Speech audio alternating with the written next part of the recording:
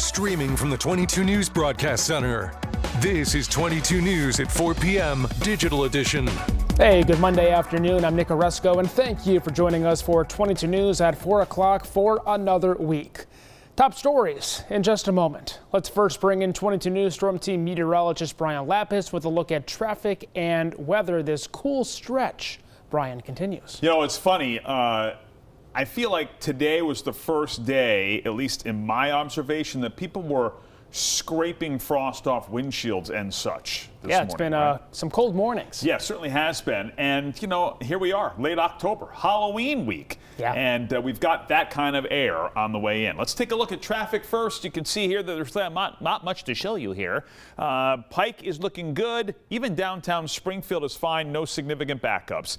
Temperatures right now are in the 50s up and down the valley. Let's go to the temperatures if we can. 54 is Springfield and Westfield, 52 in Northampton, 54 Greenfield, and 51 in Orange. Clouds and radar at 341. Some scattered clouds overhead, but notice some clouds descending upon us from the north. I do expect that we'll see some scattered clouds at least through sunset, but dry weather through the middle of the week. We'll track it with our 22 News Storm Team Skycast. We're now on day 27 of the government shutdown, and if the shutdown stretches into November, the U.S. Department of Agriculture is threatening to withhold billions of dollars from SNAP. More than 40 million people could lose these benefits. Experts say there are $5 to $6 billion currently in the program's contingency fund, but that's not enough to cover the expected $8 billion in SNAP benefits that are due next month. Now, the USDA is saying they aren't going to use those funds if the shutdown continues past October 31st. And as we near the end of the month, people with SNAP benefits around the country may see their funds lowered or cut completely. A man from Holyoke was sentenced for the 2022 shooting that left his son seriously injured. According to the Hampden County DA's office, 49-year-old Wilfredo DeJesus of Holyoke shot his adult son, Ethan DeJesus. The incident happened back on January of 2022. The suspect ran away and was found more than a year later in Florida, then sent back to Massachusetts.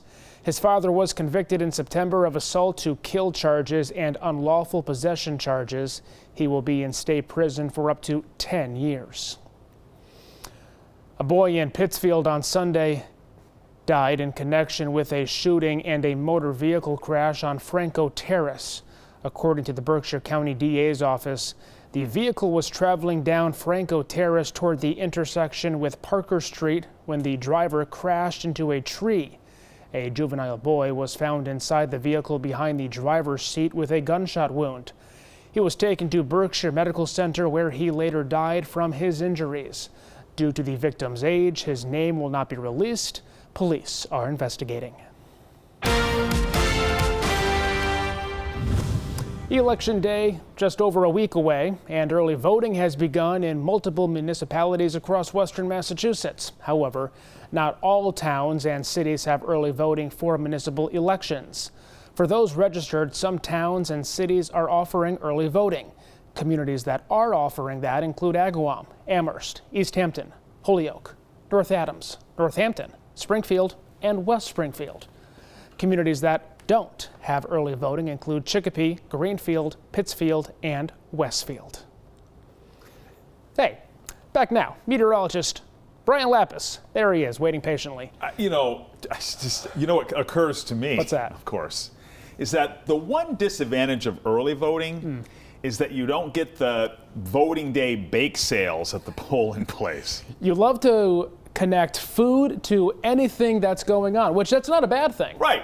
We need food to survive. Love an election day bake sale from the PTA or the PTO or the band parents or whatever. You know, I could really go for a moist chocolate brownie. Oh, I'm totally in. Just I'm craving that. Right? Yeah, and then, bring it home with a dollop of ice cream. Yeah.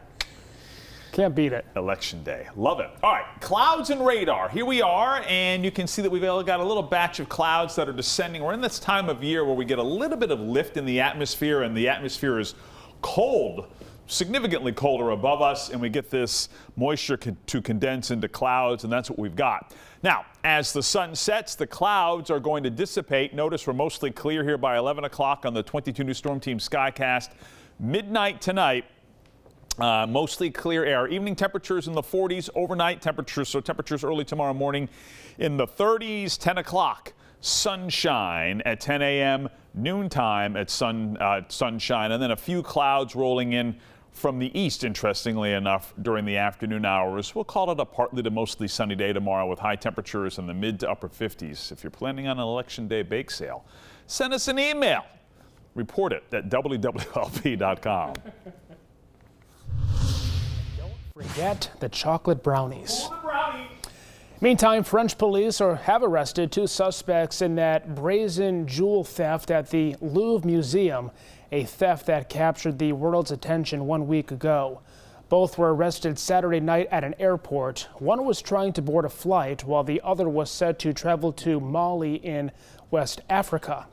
DNA recovered from a helmet left at the scene led investigators to those suspects. But the manhunt continues for 2 others, and the stolen jewels, worth more than $100 million, have yet to be recovered. The next round of ticket sales for the 2026 FIFA World Cup is now underway, but the time is limited.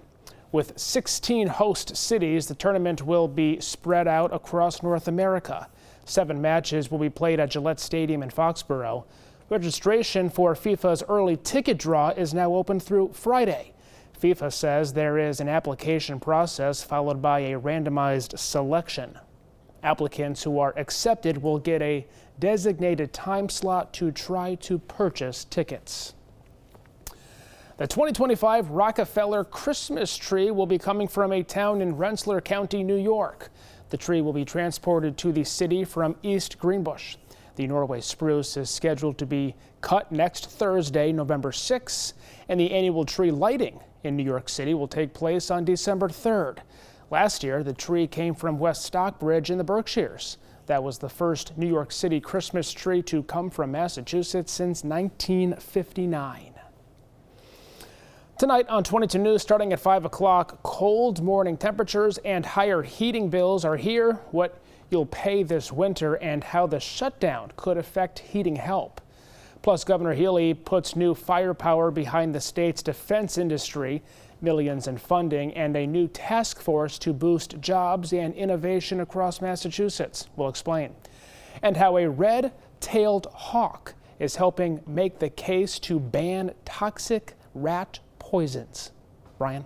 Traffic smooth as we approach the evening commute. Take a look. I-91 is in good shape. Even the usual spot here, the 291-91 merge, not having any significant backups, and the Pike also looks good east and west of the Connecticut River.